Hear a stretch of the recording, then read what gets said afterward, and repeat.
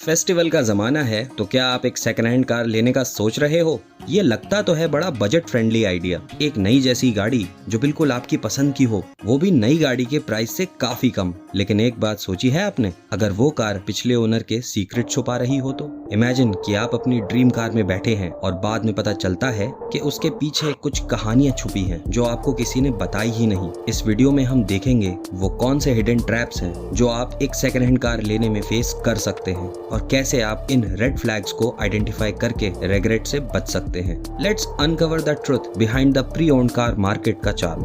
तो पहले बात करते हैं लेस ड्रिवन कार की। कभी आपने देखा है एक सेकंड हैंड कार में बहुत कम किलोमीटर्स और सोचा होगा वाओ क्या डील है, लेकिन रियलिटी कुछ और ही हो सकती है। ओडोमीटर टैंपरिंग ये कॉमन है और कस्टमर को इजीली उल्लू बनाया जा सकता है। ऐसे में कार की रियलिटी जानने के लिए उसके स्टीयरिंग, एक्सीलरेटर, क्लच और ब्रेक पेडल्स और सीट के वेयर एंड टियर देखो। अगर वो उतने किलोमीटर्स ड्रिवन के हिसाब से ज्यादा घिसे हुए हैं तो something's definitely fishy. Cross check करने के लिए सर्विस रिकॉर्ड देखो, स्पेशली रीसेंट वंस, और हाँ, एक ट्रस्टेड मैकेनिक से इंस्पेक्शन जरूर करवाओ। नेक्स्ट टाइम जब कोई कार लेस ड्रिवन लग रही हो, एक सवाल खुद से जरूर पूछ लो, सच में या फिर ओडोमीटर का नया चमत्कार? तो चमत्कार की बात हो ही रही है तो दूसरे चमत्कार की बात कर लेते हैं। एक जमीन लेने से पहले आप डॉक्यूमेंट्स वेरीफाई नहीं करेंगे? बिल्कुल वही लॉजिक कार के लिए भी लगता है। एक यूज्ड कार खरीदते वक्त डॉक्यूमेंट्स को चेक करना इक्वली इंपॉर्टेंट है। ओरिजिनल रजिस्ट्रेशन सर्टिफिकेट मतलब आरसी को क्रॉस चेक करो विद चेसिस और इंजन नंबर्स। आरसी में कभी पेंडिंग लोन का इशू हो सकता है, मेक श्योर वो भी क्लियर हो। और एनओसी की जरूरत हो तो वो भी ले लो, किसी पुराने लोन की वजह से कल को कोई आके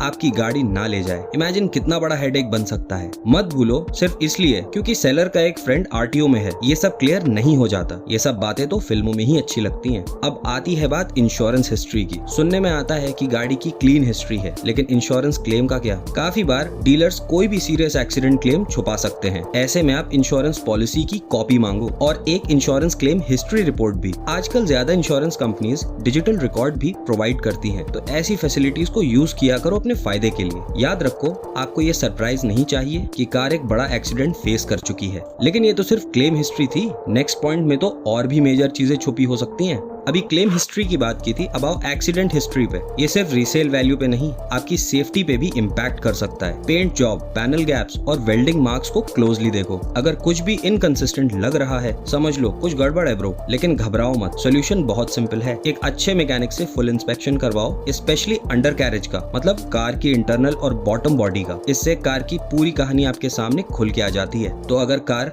एकदम फ्लॉलेस लग रही है, याद रखो इवन डायमंड्स हैव इम्परफेक्शंस। अभी हम बात करते हैं एमिशंस की। इंडिया के पोल्यूशन कंट्रोल एरिया में ये तो सबसे कॉमन इशू है, स्पेशली पुरानी गाड़ियों के साथ। तो पोल्यूशन अंडर कंट्रोल मतलब पीयूसी सर्टिफिकेट मांगो और इंश्योर करो कि वो वैलिड और रीसेंट हो। एग्जॉस्ट से एक्सेसिव स्मोक निकलता है तो समझ जाओ इस इशू से नॉट जस्ट पोल्यूशन फाइन बल्कि कॉस्टली रिपेयर भी हो सकता है। आप तो इमेजिन भी नहीं कर सकते एक ऐसी कार जो ट्रैफिक में सबको स्मोक बॉम्ब्स दे रही है। डेफिनेटली ये सीन दिल्ली के लिए नहीं है, लेकिन एक पार्ट जो कार एग्जॉस्ट से निकाल लिया जाता है, जिससे अच्छे खासे पैसे बनाए जा सकते हैं और आपकी गाड़ी पोल्यूशन करने की मशीन बन जाती है, वो होता है कैटालिटिक कन्वर्टर। अगर इस पे डिटेल में वीडियो चाहिए तो कमेंट में बताना। Last but not the least, faulty electricals. ये प्रॉब्लम ना सिर्फ अनोइंग है बल्कि एक्सपेंसिव भी हो सकती है। पुरानी गाड़ियों में लाइट्स, बैटरी ड्रेन और एसी कंट्रोल खराब मिल सकते हैं। इसका सोल्यूशन बस इतना है कि आपको उस गाड़ी का हर एक electrical component, Windows, AC, lights, indicator अच्छे से चेक करना होता है। और अगर सेलर टेस्टिंग करने में हेजिटेट करे, समझ लो कुछ तो छुपा है बॉस। तो आप देख रहे हैं, एक सेकंड हैंड कार लेना रिवॉर्डिंग हो सकता है, बट अगर आप कॉशियस और वेल इन्फॉर्म्ड हैं तब। याद रखिए, हर कार का अपना एक पास्ट होता है और आपको उसे जानने के बाद ही वो गाड़ी लेनी चाहिए। अगर ये पॉइंट समझ के आपका डील डन मोमेंट अभी थोड़ा डिले हो रहा है, दैट्स अ गुड थिंग, और आपको अभी और भी इक्विप्ड फील करना है तो हमारा अगला वीडियो देखो